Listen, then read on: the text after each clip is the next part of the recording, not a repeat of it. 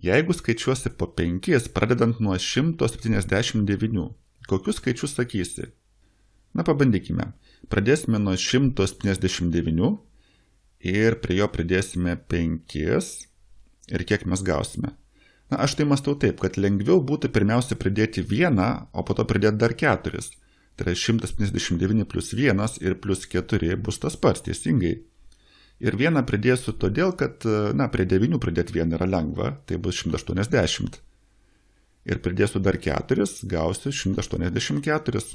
Kadangi skaičiuojame po 5, tai judam toliau, pradėjome nuo 179, tada gavome 184.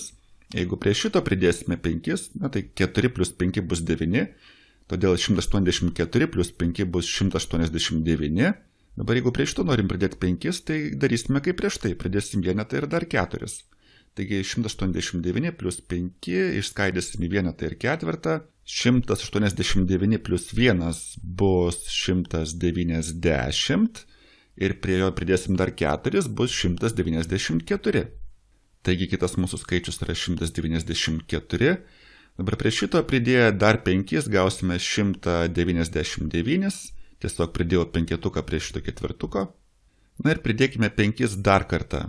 Pagalvokime, 199 plus 5. Čia yra beveik 200. Tai yra trūksta vienetuko iki 200. Tai jeigu pridėsim vienetą, turėsim 200. Pridėsime dar 4, turėsime 204. Taigi, kuriuos iš šitų skaičių mes paminėjome, tai buvo 184, dar turime 189, šio nematėm, tada buvo 194, 199 ir galiausiai gavome 204. Ir viskas.